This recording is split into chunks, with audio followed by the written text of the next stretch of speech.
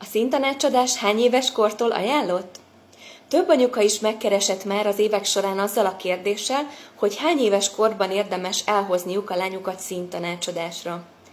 Az eddigi legfiatalabb vendégeim 12-13 évesek voltak. Ezt a kort mindenképpen érdemes megvárni, mivel addigra alakul ki általában a végleges hajszín, és ebben a korban már elkezdi érdekelni a lányokat az öltözködés és a sminkelés. 8-9 éves korban még nem feltétlenül van elég türelmük ahhoz, hogy végigüljenek egy körülbelül 45 perces színkendős tesztelést. Nagyon fontos az is, hogy kellőképpen érdekelje már őket, hogy melyik ruha és sminkszínek a legjobbak számukra, hiszen így lesz igazán hasznos nekik a színtanácsadás. Nézzük most meg a sötét tél és a sötét ősz típus közötti különbségeket. A két fiatal hölgy természetes színei hasonlónak tűnhetnek, mindketten szeplősek is.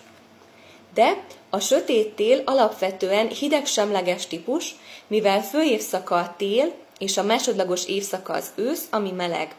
Ezért neki a hideg, élénk és sötét színek lesznek a legjobbak. A jobboldali képen látható narancssárga, barna és keki sárgítják és tompítják őt. A sötét tél számára az ezüst és a fekete-fehér kombináció az előnyös. Ezzel szemben a sötét ősz egy meleg-semleges típus, akinek a másodlagos évszaka a tél, ami hideg. Ezért neki a meleg, törtebb és ugyanúgy sötét színek lesznek a legjobbak. A lilák, királykék, ezüst és a többi hideg szín sápasztják őt, túl hidegek neki. A sötét ősz számára az arany és a barna krémszín kombináció lesz az előnyös. Tehát közös bennük, hogy a típusuk legsötétebb színeiben mutatnak a legjobban. A sötét tél bátran viselhet feketét, a sötét ősznek is beleférhet a fekete, de a barna mindig jobb választás lesz számára. Ha szeretnél te is eljönni hozzám színtanácsadásra, várlak szeretettel Budapest 11. kerületben.